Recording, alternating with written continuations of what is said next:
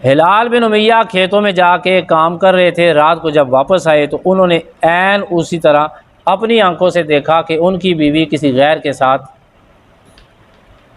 منہ کالا کر رہی ہے، اور وہ آپس میں باتیں کر رہے ہیں۔ انہوں نے اپنے کانوں سے سنا، اپنی آنکھوں سے دیکھا۔ بسم اللہ الرحمن الرحیم، سیدنا و مولانا محمد وعلی آل سیدنا و مولانا محمد وبارک وسلم وصلی علیہ۔ حاضرین محترم، ناظرین اور سامعین، دورہ تفسیر القرآن پارہ نمبر 18 رکوع نمبر 7 سورہ النور، آیات 6، 7، 8، 9، 10۔ اللہ تعالیٰ ہمیں عمل کی توفیق عطا فرمائے۔ بات یہاں سے شروع کرتے ہیں تاکہ سمجھ آ جائے۔ ایک آیت آپ نے سنی اور اس کا ترجمہ بھی سنا، میں سنا دیتا ہوں۔ آیت نمبر 4 ہے، صرف ترجمہ سن چکے ہیں آپ، درس بھی بیان ہو گیا لیکن سنیں۔ اور وہ لوگ جو تہمت لگاتے ہیں پاک دامن عورتوں پر، پھر وہ نہ پیش کر سکیں 4 گواہ، تو لگاؤ ان کو، یعنی تہمت لگانے والوں کو 80 درے، 80 کوڑے، اور نہ قبول کرنا ان کی گواہی ہمیشہ کے لیے، اور وہی لوگ فاسق ہیں۔ یہ آیت جب نازل ہوئی اس کے بعد صحابہ کرام رضوان اللہ تعالیٰ علیہم اجمعین نے سوچنا شروع کیا۔ تو ان صحابہ میں ایک صحابی تھے حضرت سعد بن عبادہ رضی اللہ تعالیٰ عنہ۔ یہ سوچتے رہے کہ اگر کوئی بندہ خدا نہ خواستہ اپنے گھر میں اپنی بیوی کے ساتھ یا کسی بھی اپنے رشتہ دار اس کے ساتھ اگر کوئی بندہ کسی دوسرے بندے کو ملوث دیکھ لے تو وہ بندہ تو اس پر سوار ہوا ہے،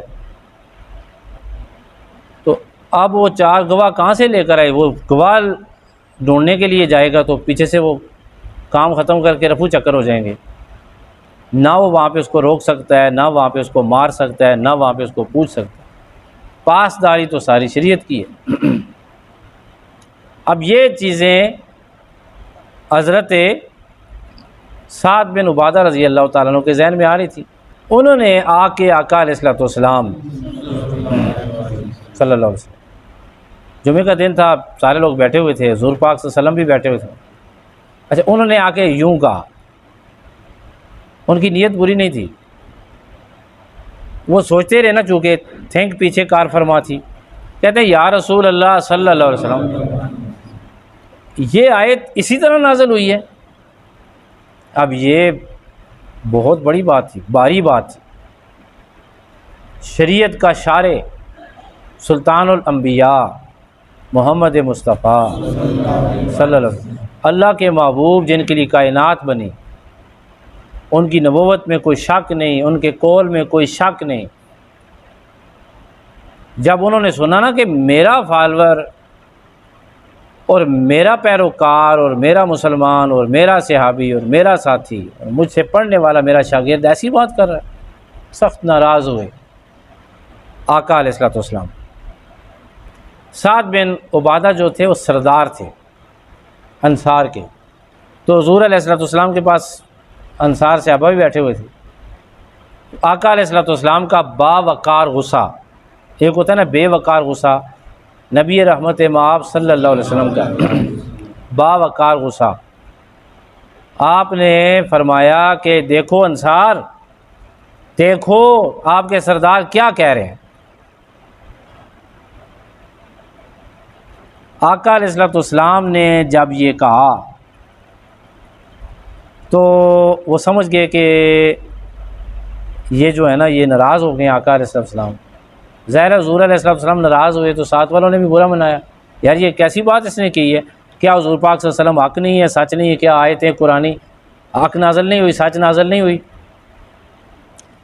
تو انہوں نے پھر عرض کی، یا رسول اللہ صلی اللہ علیہ وسلم، خدا کی قسم میں جانتا ہوں کہ یہ حق ہے، اور اللہ تعالیٰ نے اسے نازل فرمایا ہے، لیکن میں یہ خیال کر کے حیران ہو رہا ہوں کہ اگر میں کسی بدبخت کو اپنی بیوی پر سوار دیکھوں تو جب تک میں 4 گواہ تلاش کر کے نہ لاؤں اس کے خلاف زبان نہیں لا سکتا، اور اگر میں گواہوں کو بلانے جاؤں گا تو وہ اپنا کام تمام کر کے رفو چکر ہو چکا ہوگا۔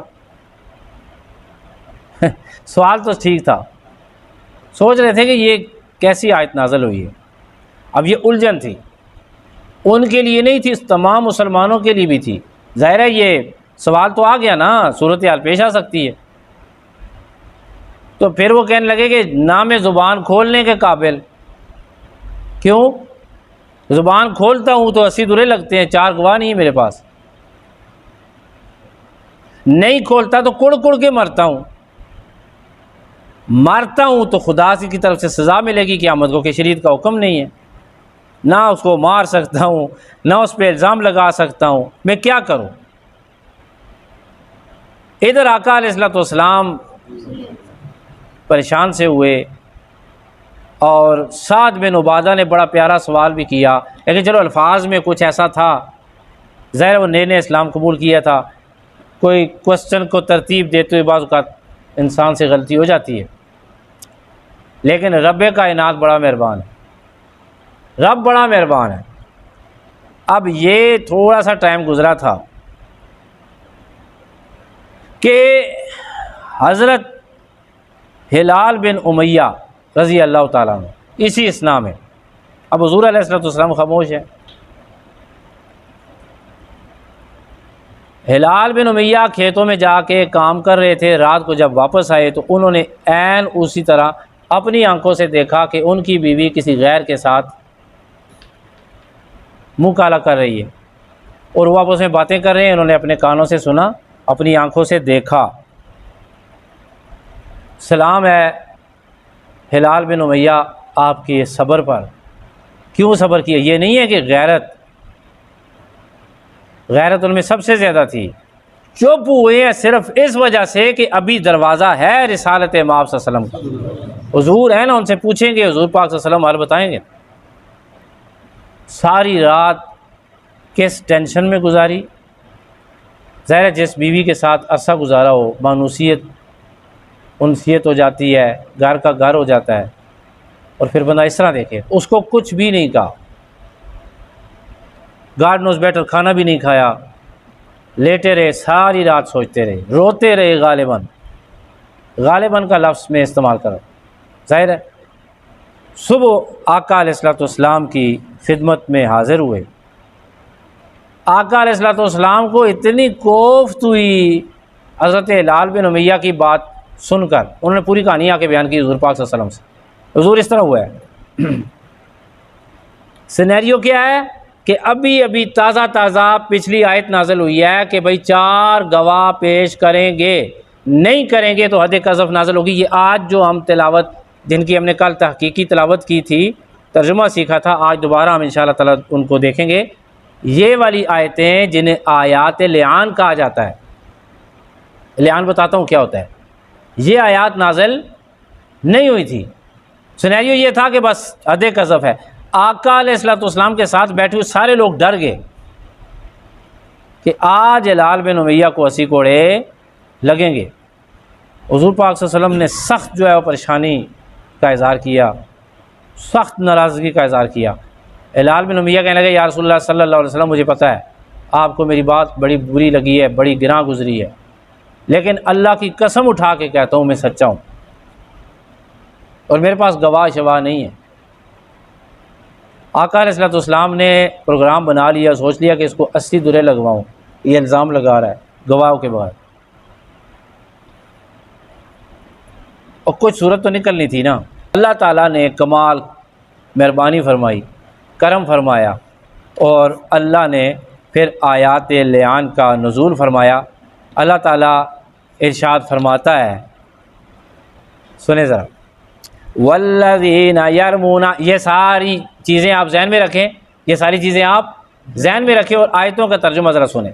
والذین یرمون ازواجهم ولم یکن لهم شہداء الا انفسهم فشہادۃ احدہم اربع شہادات باللہ انہ لمن الصادقین۔ ترجمہ: اور وہ خامد جو تہمت لگاتے ہیں اپنی بیویوں پر اور نہ ہو ان کے پاس کوئی گواہ سوائے اپنے آپ کے، تو ان کی شہادت کا طریقہ یہ ہے کہ وہ خامد 4 مرتبہ گواہی دے کہ اللہ کی قسم وہ یہ تہمت لگانے میں سچا ہے یا سچوں میں سے ہے۔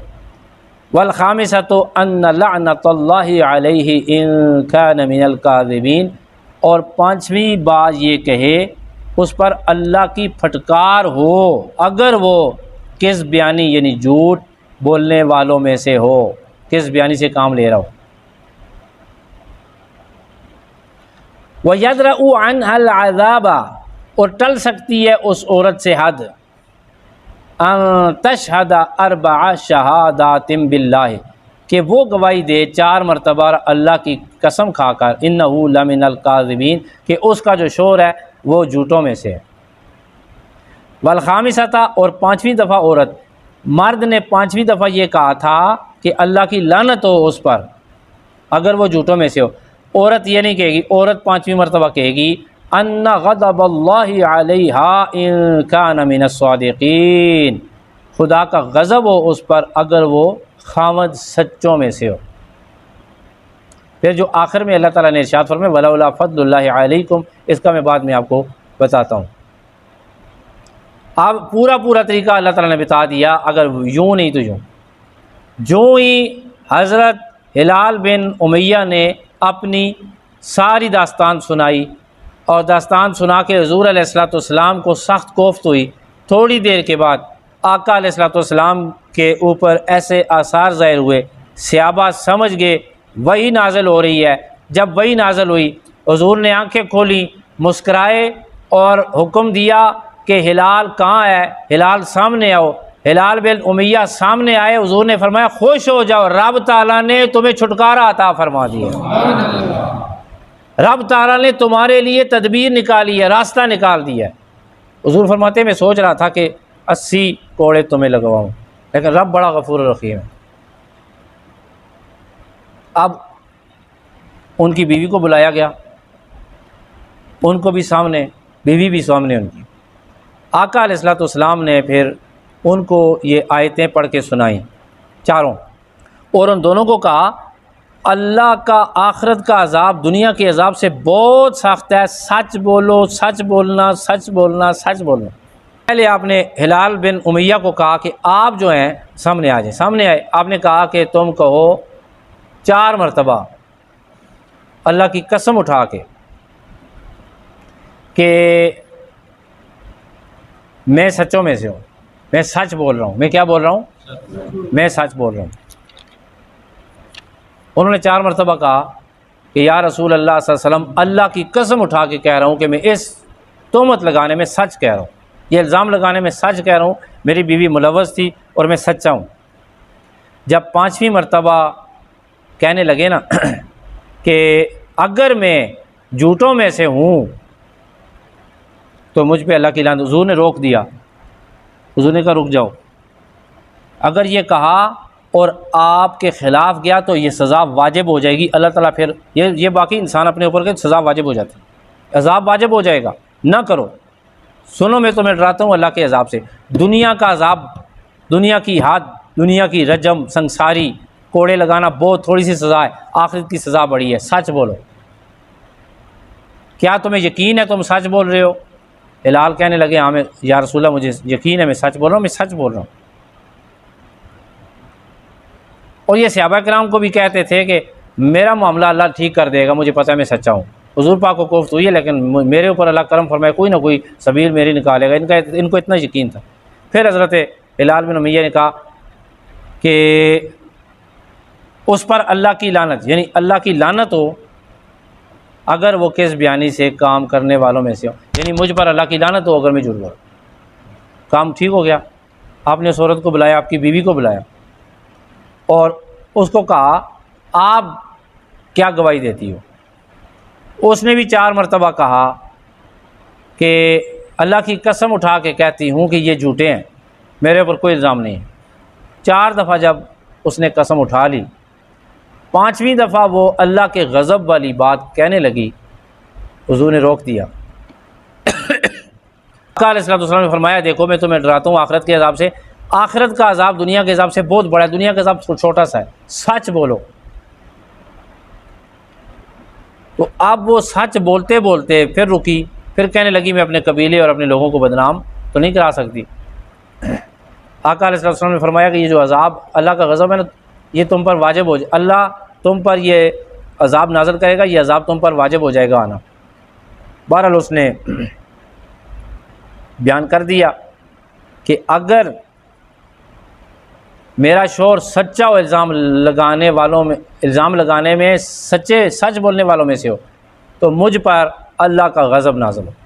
جب یہ بات کر لی تو اب ہو گیا لعان،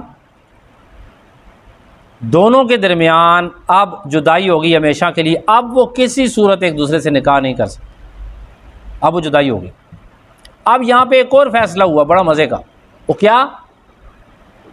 آقا علیہ السلام نے فرمایا کہ اگر اب سنیں ذرا کہ اگر اس عورت کے ہاں بیٹا پیدا ہوا اور اس کی ٹانگیں سرخ و سفید ہوئی، موٹی تازہ سرخ و سفید رنگ والا ہوا، تو وہ حلال کا ہے۔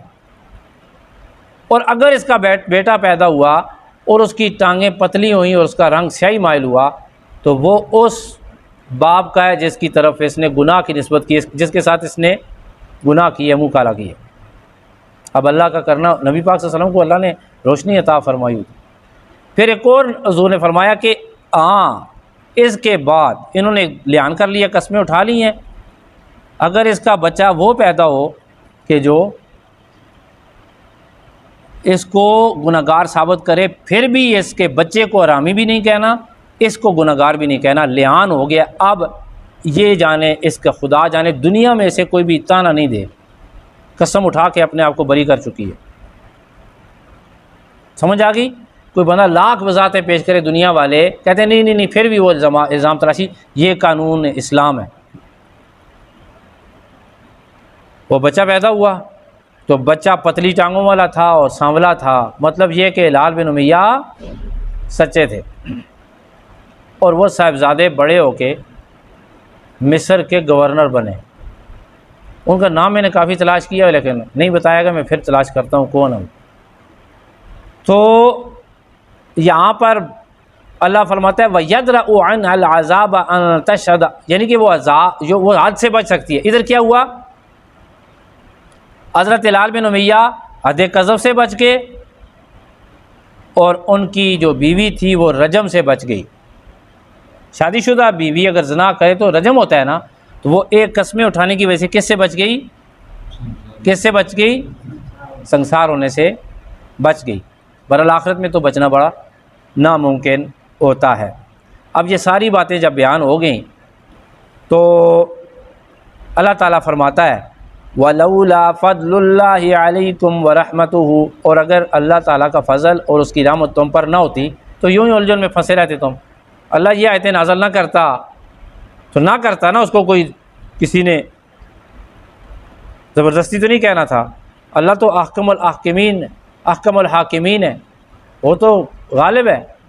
اللہ نے فرمایا میں غالب ہوں، میں طاقتور ہوں، مالک ہوں، پھر بھی میں نے تم پر رحم کیا، اور اے محمد کے غلاموں میں نے محمد کی وجہ سے تم پہ آسانیاں نازل فرماؤں۔ وَأَنَّ اللَّهَ تَوَّابٌ حَكِيمٌ، اور بے شک اللہ تعالیٰ بہت زیادہ توبہ قبول کرنے والا اور حکمت والا ہے۔ وآخر دعوانا ان الحمد للہ رب العالمین سے پہلے کسی کو کوئی چیز سمجھ نہیں آئی تو پوچھ سکتے کوئی۔ اللہ تعالیٰ عمل کی توفیق عطا فرمائے۔ وآخر دعوانا ان الحمد للہ رب العالمین۔